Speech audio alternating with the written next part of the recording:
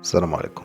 بغيتي دير الفلوس وتبدل حياتك، بغيتي تكون انسان ناجح، تكون عندك دار وسيارة رائعة وزوجة جميلة، وتسافر كل بلدان العالم بلا حد ما يمنعك. هادشي كلشي ممكن. ايوا عطيني ودنك مزيان باش تعرف السر اللي غيخليك تعيش هادشي كله. اول حاجة بغيتك تنسى كل ما سمعتي ولا شفتي من فيديوهات ضيعتي فيها وقتك وبلا فايدة، بحال كيفاش دير الفلوس ولا تشري كورس خاص بالبيع والشراء على الانترنت، واللي حسيتي فيه ان هادشي صعيب وخاصك بزاف ديال الوقت باش تتعلمه، وان اغلبيه المحتوى غير تبع الوهم الناس. شي امور خصك تكون متمكن فيها بحال اللغه الانجليزيه، وحتى لا كانت فانت خصك ماتريال بحال بيسي وفي بي ان تشريه بالفلوس، مع العلم ان الشيء الوحيد اللي تتملك هو تليفونك اللي في يديك. هذا الخطاب ما موجه للشباب فقط ولا اللي تيشوف راسو عاطل وبلا فايده، فالكلام هنا ايضا موجه لكل عامل وموظف واي شخص بغى يغير من حياته.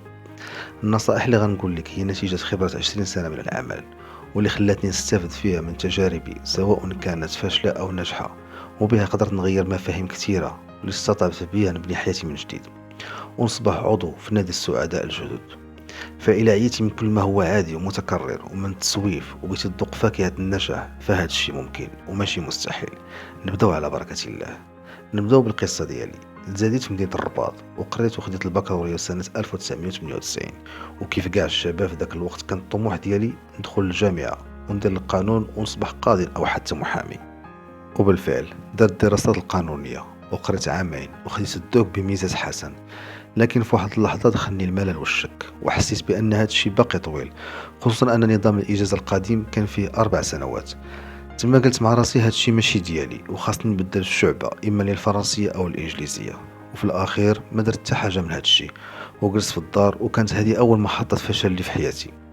ضليت جالس في الدار مدة طويلة، مرة مع صحابي في القهوي ومرة في الزناقي تنقتل الوقت. ما كانش الامر سهل عليا حيث تطور الامر الى اكتئاب حاد، ولولا رحمة الله لكانت الامور مشات لمنعطف خطير. وقفوا معايا والديا، ومن بعد مدة طويلة دفعت السي في ديالي للشركات وقدرت نخدم بصالير ديال 3000 درهم. ضغط الحبة وليت نصرف فلوسي في اللباس والماكلة والخروج بحال جميع الشباب، لكن الداخل ديالي مازال تيقول لي هادشي ماشي ديالك.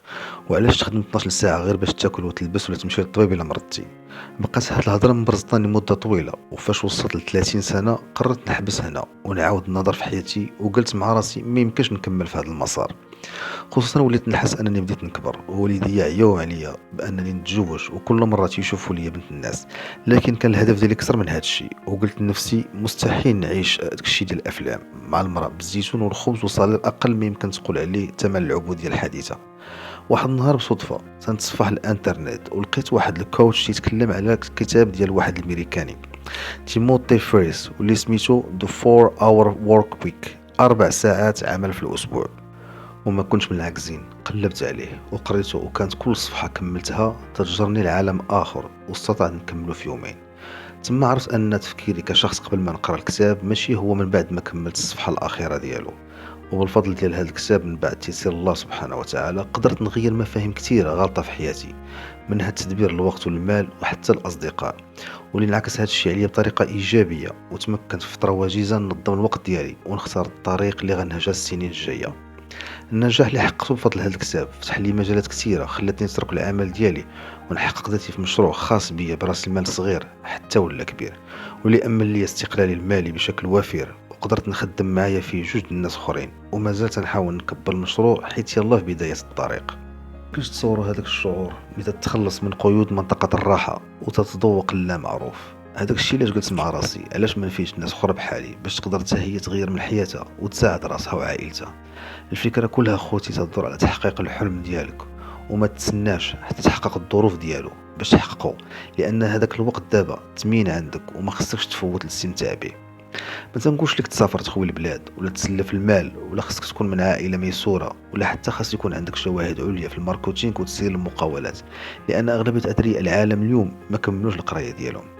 بغيتك حاجه وحده، هو تحدد شنو بغيتي دير السنين الجايه، وتتغلب على الخوف اللي تيحبسك على اتخاذ الخطوات الضروريه باش تقدر تحقق الاهداف ديالك.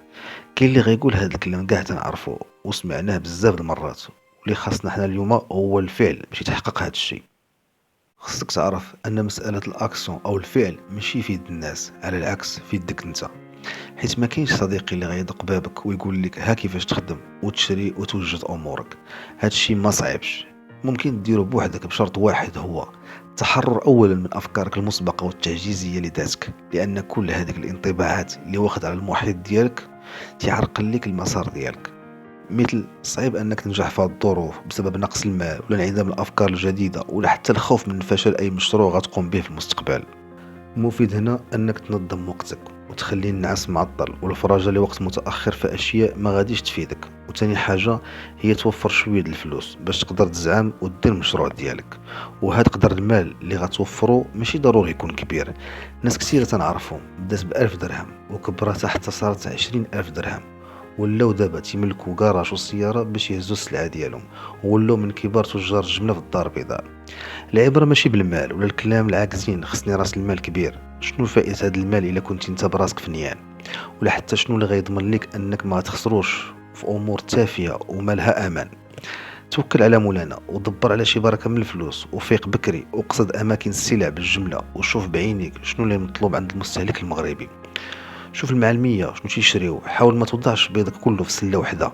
بمعنى اخر ما تشري سلعة وحدة بالفلوس كلها اللي عندك. من بعد حاول تبيعها بطريقتك الخاصة وماشي ضروري تكون تتوفر على محل. خلي عليك الكلام التعجيزي وبعد من الحشمة وكلام الناس شنو غيقولوا عليك من راسك. شوف شي صاحبك تا هو جالس ومعقول وباغي يخدم، خليه يبيع معاك جزء من السلعة وتقاسم معاه الربح. خصك تعرف ان من امور النجاح عند المقاول هو انه يكون مدير مع راسه قبل ما يملك مقاولة او شركة. بمعنى اخر ما ديرش الخدمه كلها بوحدك، خلي الناس اخرى تقاسم معك عبء الانتاجيه، وانت هكا غتقدر دير امور اخرى وما تعياش دغيا. كن متاكد صديقي الا تبعتي هاد الخطوات غيتحلوا لك بيبان جداد. وهذا الموضوع عنده علاقه بفهم عقليه المستهلك والسلعه والنيش والبيع عبر الانترنت. في هذه المرحله غتكون دخلتي الاحتراف وغتحس انك وليتي قادر تربح اكثر وتخدم معك ناس جداد وتوسع نطاق البيع برا لا زون اللي كنتي فيها. وهنا نفس جديد وموضوع جديد وفيديو جديد غيشرح لك كيفاش دير تولي مقاول فعلي وناجح. ما تنساوناش من الدعاء، والسلام عليكم ورحمة الله وبركاته.